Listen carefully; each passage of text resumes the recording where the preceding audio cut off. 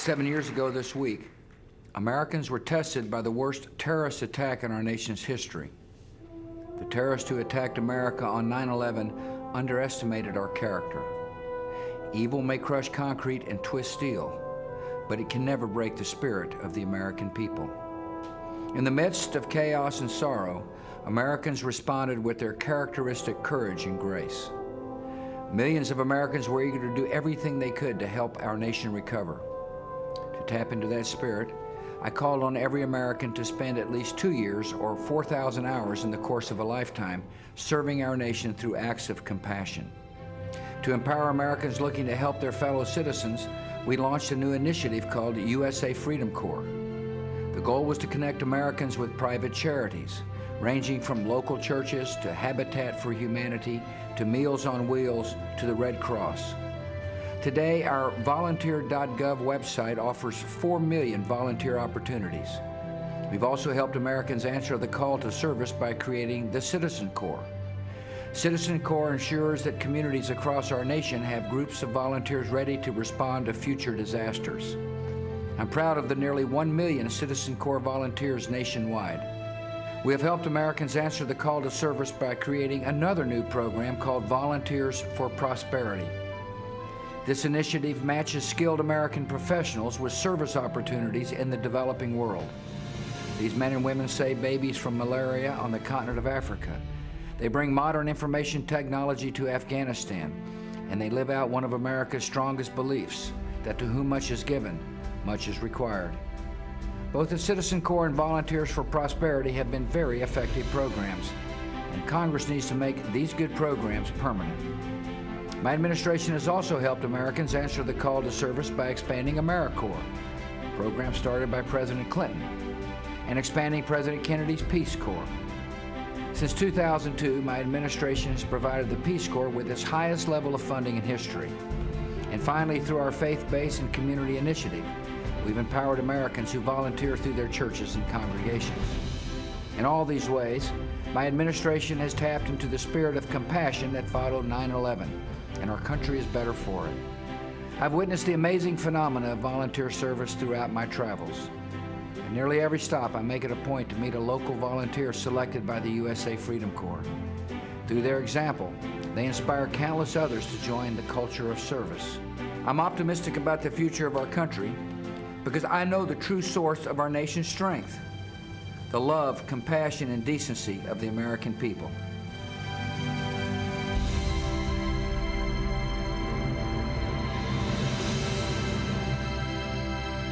Ladies and gentlemen, please give a special Service Nation welcome to Mrs. Laura Bush. Thank you all. Thanks so much. Thank you all. Thank you very much. Thanks so much. I want to thank Mayor Bloomberg for telling us what's happening here in New York City and thank him for his excellent leadership. Thanks to the co-chairs of the ServiceNation Summit for bringing us together for this very important event. Yesterday, Americans marked the 7th year since the September 11th attacks. This solemn anniversary brought back many memories for all of us, but one particularly stands out in my mind. It was the first Sunday after the attacks, and the reading in church was from Psalm 27. I believe I shall see the goodness of the Lord in the land of the living.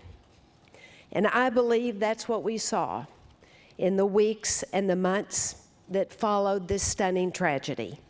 From the thousands who lined up to donate blood to the school children who raised $12 million for the boys and girls of Afghanistan.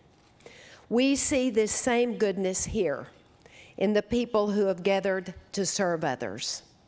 In his 2002 State of the Union address, President Bush challenged our country to sustain this spirit of service that followed September 11th. He asked every American to dedicate 2 years or 4,000 hours over the rest of their lifetimes to help their neighbors in need. As the leader of Helping America's Youth, I've seen Americans answer this call across our country. I've met violence interrupters at Ceasefire Chicago, lawyers turned coaches at Think Detroit, and countless others who are just a few of America's 61 million volunteers.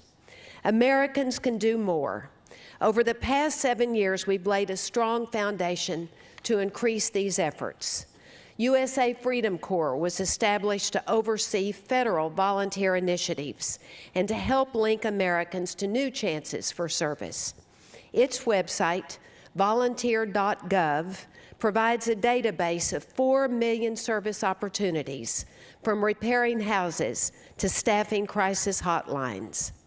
Under the umbrella of USA Freedom Corps, the President's Council on Service and Civic Participation brings together leaders from business and nonprofits and other sectors to promote volunteer service. Some of the members of the President's Council on Service and Civic Participation are here with us today. In February, the President's Council launched a new campaign with an ambitious goal, and that is generating $1 billion of pro bono service from skilled professionals. Corporate partners in this pro bono challenge encourage their employees to donate time and skill to help build the capacity of nonprofits. On Monday, President Bush announced that IBM has joined this challenge, committing their staff to $250 million worth of service.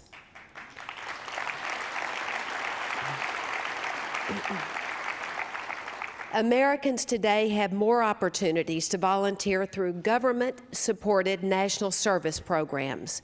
AmeriCorps has expanded, and it now has more than 74,000 members. The Peace Corps has opened or reopened programs in 13 additional countries, bringing the total number of countries served to 74, and the number of Peace Corps volunteers at a 37-year high.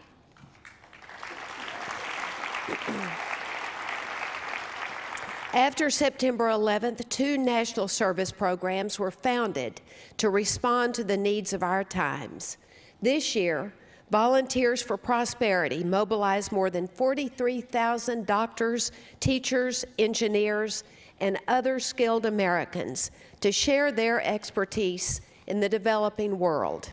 Here at home, Citizen Corps is marshaling nearly 1 million volunteers for disaster preparedness and response. Most Americans find their volunteer opportunities through their faith congregations. When the President took office, institutional barriers often discourage government from partnering with faith-based organizations.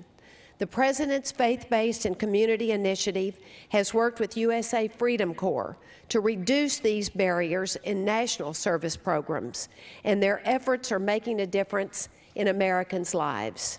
When Hurricane Katrina devastated New Orleans, the Corporation for National and Community Service approached Reverend Kevin Brown. At the time, Reverend Brown's Trinity Christian Community hosted a small AmeriCorps program. He worked with CNCS to multiply the program tenfold and refocus his existing efforts on disaster recovery. Since then, AmeriCorps members and the volunteers they support have joined this faith-based organization to rebuild over 1,600 homes.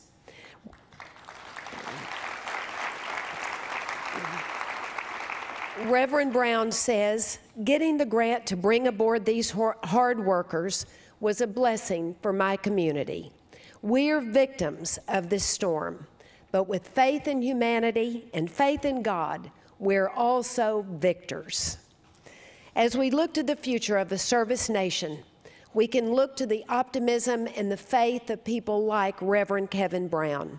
And we can look toward 2 emerging trends: a greater commitment to service among older Americans and increasing rates of volunteering among young Americans.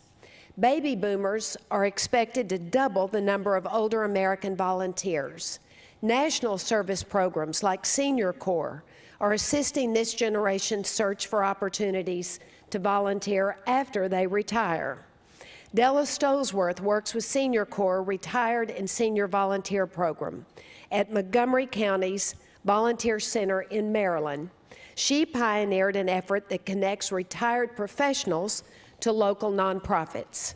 Nonprofit service organizations in her community are saving thousands of dollars in consulting fees, and the volunteers Della assists are using the skills they learned over a lifetime career. As Della explains it, some retirees don't just want to play golf. The nonprofit Experience Corps is taking advantage of the so-called experience boom by engaging older adults as tutors and mentors. This year, 20,000 students across our country will improve their reading and academic skills with the help from an experienced Corps tutor. Even America's youngest students are taking time to serve. In March, I visited Rolling Ridge Elementary School in Olathe, Kansas. At the beginning of each school year, Rolling Ridge students receive service logs to track their volunteer hours. They earn certificates for every 10 hours of unpaid service. The girls and boys I met had performed activities like collecting food for their local food bank and assisting with adult English classes. One 12-year-old had logged more than 500 hours of service since he was in the 2nd grade.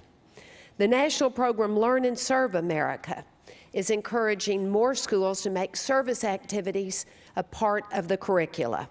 Last year, its grantees engaged over 1,400,000 students from kindergarten through college in service learning activities. Private sector organizations have joined in this effort. Alma Powell, who's here with us today and is also a Summit co-chair, heads America's Promise. As one of America's Promise Alliance's partnerships, 5 promises for every child is the opportunity to serve. Children who learned the importance of service early are much more likely to grow up to be service-minded adults. People like Peace Corps volunteer Natasha McClinic. At the age of 28, Natasha spent 2 years assisting village leaders in Thailand. She then volunteered for a second 6-month tour in Jamaica. There she helped community leaders maintain a new water system. Some would call months without running water an unwarranted sacrifice. Natasha just calls it a life-changing experience. As President Bush said this morning, the true source of America's strength is in the compassion of its people. People like Natasha and people like each of you who are here today. As ServiceNation looks toward the future of volunteering, we can be confident in this compassion. And together, we can build an America with 100 million volunteers. Thank you all, and may God bless you. Thank you, everyone. Thanks so much.